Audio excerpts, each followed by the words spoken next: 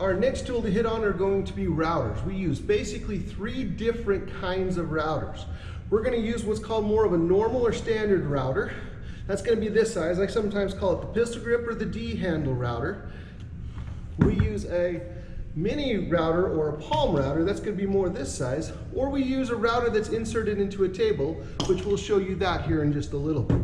But with the routers, the rules are pretty much the same on all of the routers. You've got a router, which is basically a motor. That motor is connected to a bit, and this time it's called a router bit. We use router bits to make joints and to give us some profiles or pretty edges on the outsides of woods. When they're handheld routers like this, we got to be real careful not to drop it or set it on top of that bit, so we want to set it here to the side. And then again, with anything that turns round and round and the speed that routers go, we want to be careful of your hair, clothing, arms, jewelry, anything that could get caught in that. We want to be careful to keep it away so it doesn't get caught in the router. All the routers in general, you just got to expect a couple of things as you go to use them. So we're going to go and plug in this big guy and kind of show you a little bit on how he works. Now with the router, here's our little piece. Mostly when it's a handheld router, you got to go with these rules. You're going to go opposite the direction of the cutter to make a good cut. So as I'm doing the outside of this board, I'm going to go counterclockwise. If I was doing the inside of something like a box, I would go clockwise.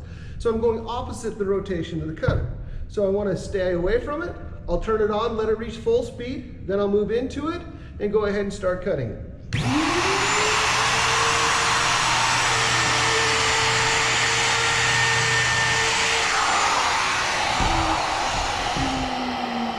Now this router bit has a bearing on it, and that bearing is what's keeping it on this edge, and if it doesn't look pretty enough, I can go ahead and I can run it again. I don't want to run it backwards though. I want to make sure I keep going that opposite direction of the rotating bit in there. The palm router is about the same. The palm router, it's designed to hold on the grips. And as we come in here and we hold on the grips, sometimes that gets our fingers a little close. And I've had students get their fingers where they're trying to get them inside the opening. So you want to grab it so that you can look and see what's going on. That'll keep your fingers in the right spot. We'll go ahead and get him plugged in and give you a little test drive with him. So here, same thing. Now this is a much smaller router to run with, but here, same thing. I'm going to hold it, keeping the bit away, not setting it directly down on the table. Let it reach full speed. And run it across. So as you can barely see, that's just a little 1/8 inch to ease the edge and not as big as our 1/4 inch bit that we have on these two. So each time when I go to turn on a router, I want to hold onto it tight because I expect it to jump as I turn it on.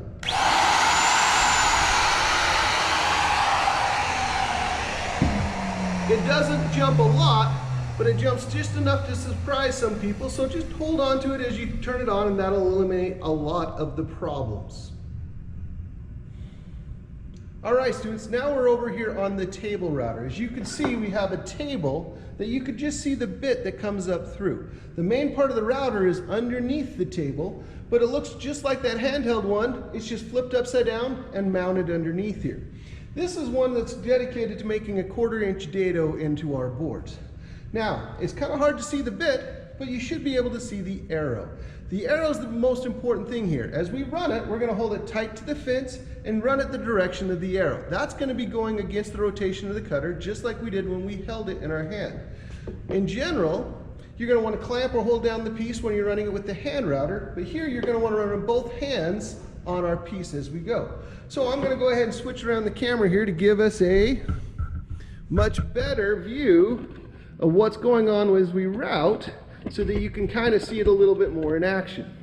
So our arrow, the direction that we need to push each time, and our piece here. Go ahead and turn it on, let it reach full speed. Keep my hands away by using the block up close by the bit and then take it through.